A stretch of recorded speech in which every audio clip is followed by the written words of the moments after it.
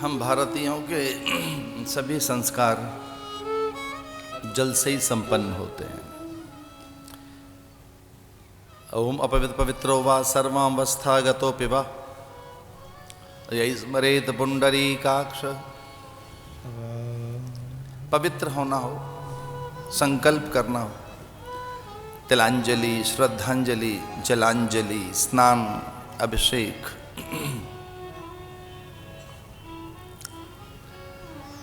और तो और जब अपनों का अंत्येष्टि कर्म करने के बाद भस्म भी प्रवाहित कर देने के बाद जलांजलि,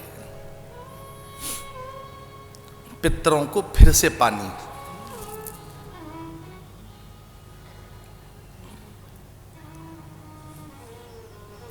जो जल है उसमें जीवन है। जीव की उत्पत्ति जल से है। मैं बिल्कुल निंदा नहीं कर रहा हूं, पर जिस ढंग से जल का दुरुपयोग आज हुआ है,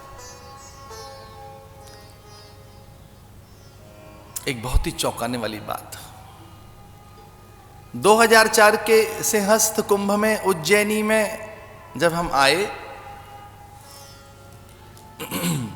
और जब हम लोगों ने जल पर चर्चा की, जिसमें लगभग 300 जल वैज्ञानिक पूरे देश से आए थे, तब सभी जल वैज्ञानिकों ने एक मत से ऐसा स्वीकार किया कि इस पूरी धरती पर पीने योग्य केवल 1.25% ही जल रह गया है। 2004 में विश्व भर के जल वैज्ञानिकों ने यहां चर्चा की और भारत के लगभग 300 जल वैज्ञानिकों ने चर्चा करके बताया कि पूरी धरती पर अब केवल 1.5 या 1.25% जल ही है जो पीने के योग्य है। जल प्रदूषित हो गया है, संक्रमित हो गया है, उसका अभाव हो गया है, अब जल योग्य नहीं रहा। लेकिन बहुत ही चौंकाने वाली बात यह है कि अभी हम लोगों ने फिर जल पे चर्चा की तो सारे उन जल वैज्ञानिकों ने एक नई बात बताई। इन 12 सालों के अंदर क्या हो गया पूरे विश्व में जानते हो? वो कोपेनहेगन समिट हो, ब्राजील समिट हो, या वो अभी हाल में जो समिट रही है फ्रांस में, जिस पर जलवायु के लिए बात हमने भेजी, जल के लिए हमने कोई चर्चा भेजी, तो आप सुनकर चकित हो जाएंगे कि 12 साल पहले इस पूरी धरती पर 2.25 या 1.5% ही जल था। और आप न चौंक जाएं तो एक बात कहूं, इन 12 सालों में क्या हो गया? अब इस पूरी धरती पर 0.5% जल ही रह गया है जो पीने योग्य है। फिर 12 साल के बाद कितना रह जाएगा? जिस ढंग से हमारी भोगवांछाएं जल अपव्यय है,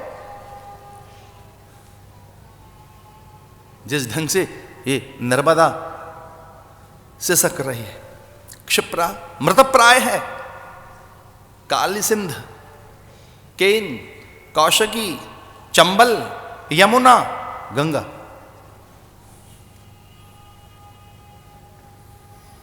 पूर्वजों तो हमें हरे भरे बाग बगीचे, उपवन, उद्यान, कानन और धरा सौंपी थी, हरितिमा संपन्न उर्वरा उन्नत धरा। 12 साल पहले जब हमने यहां सिंहस्थ में कुंभ पर चर्चा की कि जल कितना है पूरी धरती पर, तब 1.5-2% जल था। और इन ठीक 12 सालों के बाद में अब जब हमने चर्चा की कि मैं फिर से सिंहस्थ में जा रहा हूं, उज्जैनी में, और उन्हें फिर वैज्ञानिकों को बुलाएंगे, पर मुझे उत्सुकता है कि जल अब कितना रह गया है, तो बता रहे हैं 0.5% जल रह गया है पूरे संसार में। हरितिमा गई, अन्न की पाचकता गई, अन्नत तो गया, उसका प्राणो तत्व गया है, हमारी सहनशीलता गई है, प्रतिरोधात्मक शक्ति गई है, हमारा धैर्य गया है। दूसरों को सहन करने की शक्ति गई है। जिस ढंग से राम को कहा गुरुदेव ने कि इतनी कीमत की चीज है ये जल, आपके पुरखे लाए थे इसे,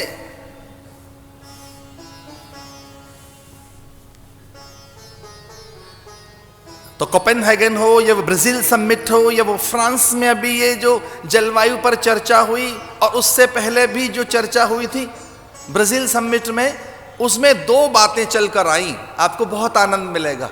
और पूरे संसार के वैज्ञानिकों ने एक बात कही कि पूरे संसार में एकमात्र भारत ऐसा देश है जहां दो वस्तुएं अमर हैं जो कभी नहीं मिट सकती, और उन्हीं से रक्षा होगी इस पूरे संसार की। एक वस्तु है जो कभी नहीं मिटती, जिसके पावित्र को कभी नहीं खो सकते, उसका नाम है गंगा।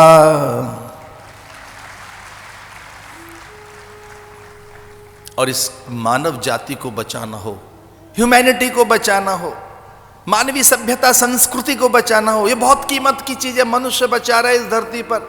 अगर मनुष्यता और ह्यूमैनिटी को बचाना है, मनुष्य को बचाना है, तो मनुष्य को बचाने के लिए उसके वीर्य, रक्त, ऊतक, त्वचा, उसकी प्रकृति, उसकी संवेदनाएं केवल एक ही चीज से बच सकती है। मनुष्य जाति एक ही चीज से बचेगी, और जानते हो कौन सी चीजें? भारत की देसी गाय से मानवता बचेगी। भैया मैं नहीं कह रहा हूं, ये पश्चिम के वैज्ञानिक हल्ला मचा रहे हैं। एक एक सांड हमारा एक एक मिलियन में बिकता है, क्योंकि उसकी जो कोशिकाएं हैं, उसका जो रक्त है, उसका जो वीर्य है, उसमें जो धातु है, वही मानव के मन को सहेज के रखेंगे। ये पूरे धरती के विदेश के वैज्ञानिकों ने बात कही है।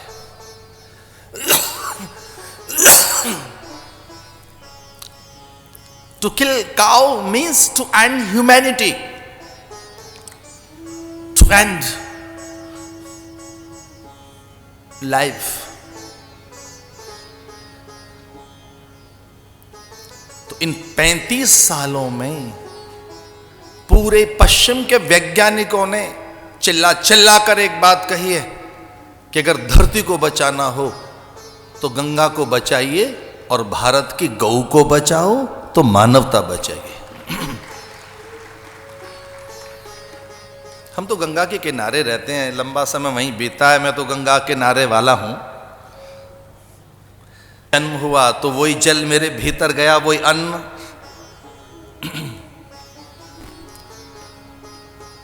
और अच्छा नहीं लगता है, ऐसा सब कहना भी नहीं चाहिए, पर आपके आनंद के लिए कह रहा हूं।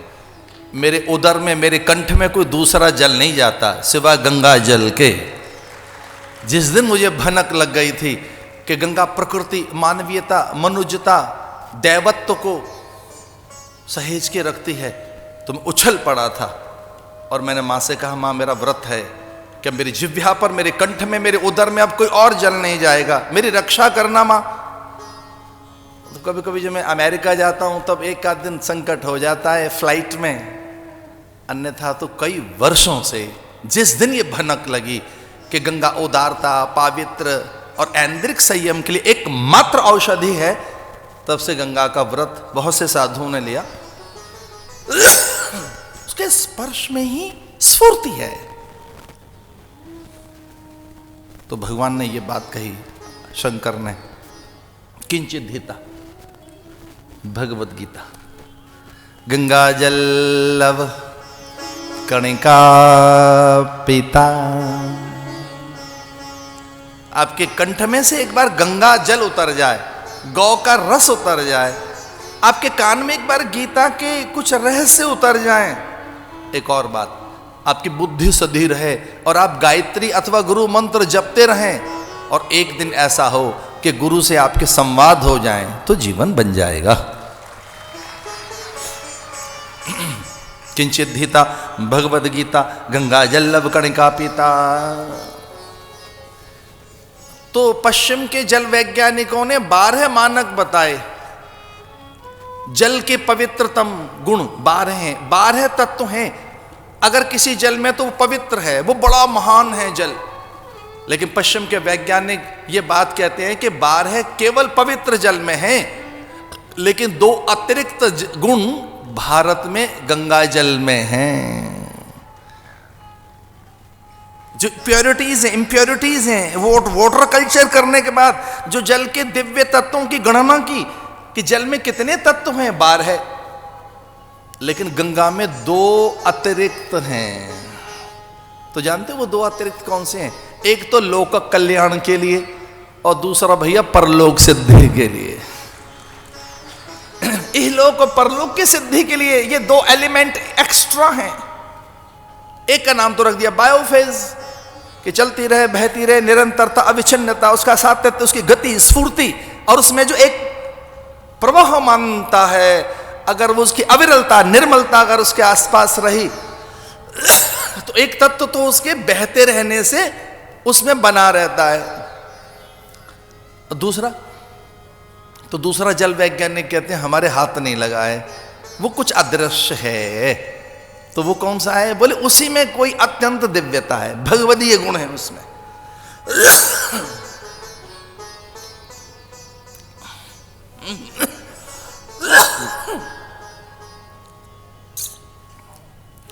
तो जानते हो वो कौन सा गुण है? चूंकि गंगा भगवान के चरणों से निकली हैं, ब्रह्मा के कमंडलू में बैठी हैं, ब्रह्मा के हाथों को छुआ है गंगा ने। और हां, गंगा शिव के माथे पर अटक गई, आकर वहीं उलझ गई। तो ये गंगा ही है जिसने विष्णु के चरणों को छुआ, कर्मयोगी ब्रह्मा के हाथों को छुआ है, और जटाशंकरी नाम पर्यो है। वो गंगाधर नाम देती है शिव को। एक छोटी सी बात और कहनी है कि एक गुण उसका स्मरण से प्रकट हो जाता है जल में। इस पर थोड़ा विश्वास करना, इस पर थोड़ा विश्वास करना। एक तत्व ऐसा है जो सर्वत्र है, उसका पूरे वातावरण में घुला हुआ है। तो कभी जब स्नान किया जाए तो गंगा का स्मरण करिए, कोई जल पियो तो गंगा का स्मरण करो, तो वो एक अदृश्य और दिव्य तत्व उस जल में प्रकट हो जाएगा। तो जब मैंने बचपन में स्नान की विधि सीखी, मैं बहुत छोटा था, जब मैंने स्नान की विधि सीखी तो उसमें हम ऐसा बोलते थे, गंगा बड़े गोदावरी तीर्थ बड़े प्रयाग, गंगा बड़ी गोदावरी। गोदा जो गौ से निकली, गोदावरी जो गौ से निकली, गौमुख से।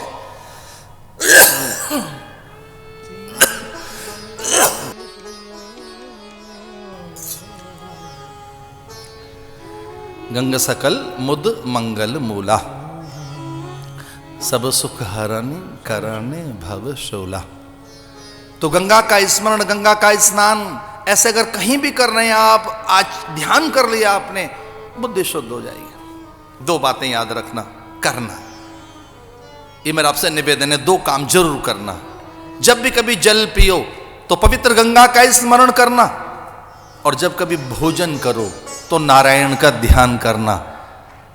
जैसा पानी वैसी वाणी, जैसा अन्न वैसा मन।